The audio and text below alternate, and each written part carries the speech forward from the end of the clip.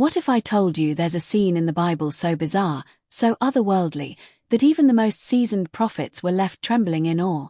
A moment where wheels burned with fire, creatures with 4 faces moved like lightning, and a throne of sapphire hovered above the heavens. This isn't fantasy. This is Ezekiel's vision of the angelic chariot, and what he saw might just change how you view reality. Welcome to Divine War Stories, the place where heavenly battles, angelic encounters, and supernatural moments from the Bible come to life like never before. Subscribe and stay with us as we dive deep into the mysteries of the unseen realm. Ezekiel was just a young priest, 30 years old, standing by the Kabar River in Babylon. He was far from home, exiled along with thousands of others. The temple he loved was destroyed, and hope was dim. But then, something tore through the veil between earth and heaven. The skies cracked open, not with rain or lightning, but with the raw, overwhelming presence of God. What came next was so intense, Ezekiel struggled to describe it. His words feel like fragments of a dream, yet they carry the weight of eternal truth. What did he see? And why was he chosen? Out of a massive storm cloud came 4 living creatures, not angels as we usually imagine, but beings full of mystery. Each had 4 faces, a lion, an ox, an eagle, and a man. 4 wings. Legs like burnished bronze. Straight feet. And sparks of fire shooting between them. They didn't move like humans. They moved in perfect unity, without turning. Wherever the spirit went, they followed, instantly. It was terrifying, beautiful, and divine. These weren't symbols. Ezekiel wasn't hallucinating. He was witnessing the glory transport of heaven itself. And then, the wheels. Giant wheels intersecting each other, sparkling like topaz, moving with the creatures in perfect sync. But here's the strangest part, the wheels had eyes. Not just painted on or symbolic. They were filled with real, moving eyes, watching in every direction. What do you call a wheel that sees? What kind of intelligence drives such a creation? Ezekiel didn't try to explain it away. He called it what it was, a vision of divine machinery, a vehicle not made by hands, powered by the Spirit of God. Above the creatures and wheels, there was something else, a platform, like crystal, dazzling and clear. On that platform was a throne. And on the throne, a figure. A man. A fire. A storm. Ezekiel struggled to describe it. The figure burned like molten metal from the waist up, and below, it looked like fire enclosed in light. This wasn't just an angel. This was the appearance of the glory of the Lord. And when Ezekiel saw it, he didn't speak. He didn't run. He fell flat on his face. That's what happens when a mortal sees the King of the universe. This vision wasn't just a visual spectacle, it was a message. God was not limited to the temple in Jerusalem. He wasn't defeated by Babylon. He was mobile, powerful, alive. The chariot wasn't just a throne, it was a declaration. A reminder that no matter where his people were scattered, his glory could reach them. Even in exile. Even in despair. For a people who thought God had abandoned them, Ezekiel's vision was a thunderous reminder. God rides above the storms. His presence is not bound by walls or borders. But let's go deeper. These 4 creatures, also known as cherubim, appear later in Ezekiel's visions. They are guardians of God's presence. Not cute babies with wings, but terrifying, majestic beings charged with the highest honor, carrying the throne of the Most High. Their faces represent different aspects of creation: man, wisdom, lion, kingship, ox, strength, eagle, sovereignty. Together, they form a living picture of God's dominion over all realms: human, wild, domestic, and heavenly. The wheels are equally fascinating. In ancient times, kings were often depicted as riding in grand chariots, symbols of power and movement. But God's chariot is alive. It sees. It moves in any direction instantly. It defies the laws of physics. It's not just a vehicle, it's a throne on the move, a cosmic command center. The spirit is the engine, and the creatures are the carriers. The message is clear. God is not stuck in one place. He reigns everywhere, all at once. And what about the storm? This vision began with a windstorm coming out of the north, a place often associated with judgment and power. Lightning flashed within the cloud, and fire glowed around it. Imagine standing on a riverbank and seeing this storm approach, not destroying, but revealing something sacred. The fear Ezekiel felt wasn't just from the sight, it was from the realization the creator of the universe was about to speak. Heaven was touching earth, and nothing would be the same. Ezekiel's entire calling as a prophet begins with this moment. He's commissioned right after the vision. God tells him to speak to a rebellious people, whether they listen or not. That's key. This vision wasn't entertainment, it was preparation. God doesn't reveal glory just to impress. He reveals to equip. And once Ezekiel saw the throne, once he knew who was truly in charge, he couldn't remain silent. He had to speak. No matter the cost. Because once you've seen the throne of fire, the opinions of men grow very small. What can we take from this today?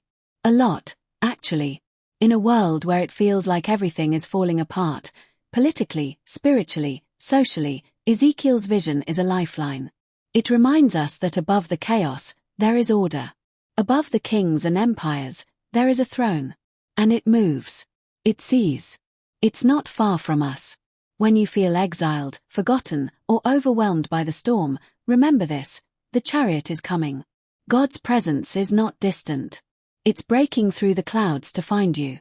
Let's go back to those eyes in the wheels, because they're not just a wild detail. They mean something powerful. Eyes, in biblical language, often represent awareness, perception, divine insight. So when the wheels of God's chariot are covered in eyes, it's a message. God sees everything.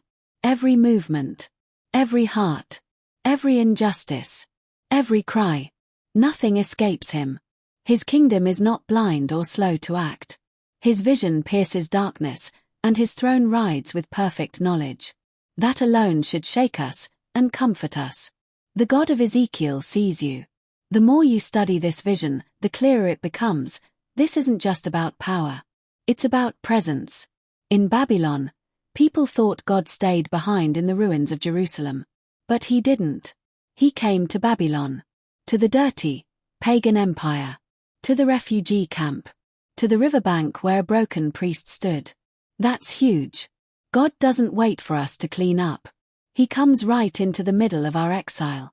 He doesn't just send angels. He shows up with thunder, fire, and a throne. Because you matter that much. But what if this vision wasn't just a one-time thing? Some scholars believe that Ezekiel's chariot closely mirrors another image, the throne of God in Revelation. John, exiled on the island of Patmos, sees creatures similar to Ezekiel's. He sees lightning, a crystal platform, and a burning throne. The message: heaven is consistent. The same God who showed up for Ezekiel shows up again for John, and still shows up for us. The chariot is timeless. The glory has no expiration date. Let's not forget the emotion of this moment. Ezekiel doesn't jump with joy. He doesn't shout praises. He falls on his face. That's what real glory does. It humbles. It silences. It undoes you. All your questions, complaints, and pride collapse when heaven opens. You realize how small you are, and how big God's love must be if He's willing to come down and speak to you. That moment, flat on the ground, is the beginning of transformation. God doesn't crush Ezekiel. He lifts him, commissions him, and fills him with His word. The burning figure on the throne, often called the likeness of a man, is one of the most mysterious parts.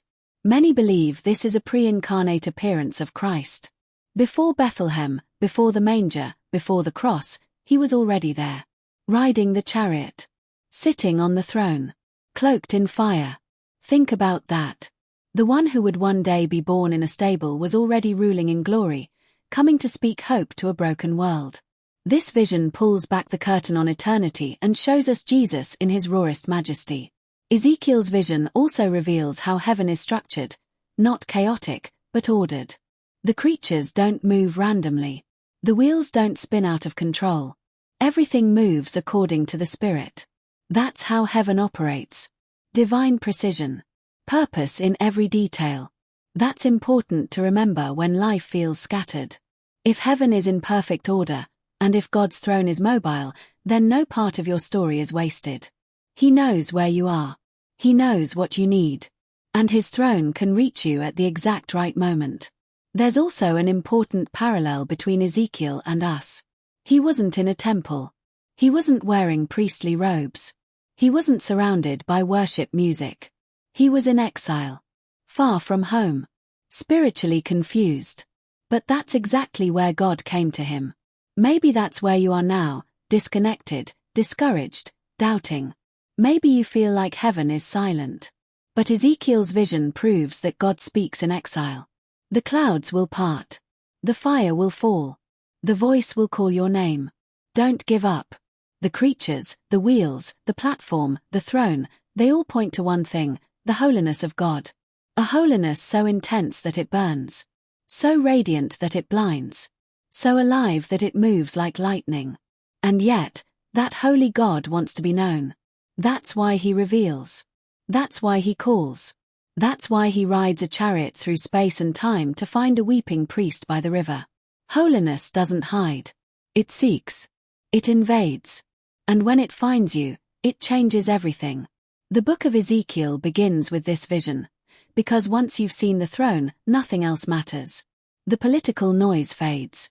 The fear of exile loses power. The confusion about the future melts away. Ezekiel would go on to see many things, dry bones come alive, a new temple rising, but everything started with the fire and the wheels. If you want clarity, seek the throne. If you want purpose, look up. The chariot is still moving. The glory is still burning. God is still speaking. So what does Ezekiel's vision mean for you right now? It means God sees you. It means his presence can reach you, no matter how far you've fallen. It means his throne isn't stuck in the past, it's alive and moving. And he wants to speak into your exile, your confusion, your fear. So, if the clouds are gathering, don't panic. Look up. The storm might just be the sound of glory approaching.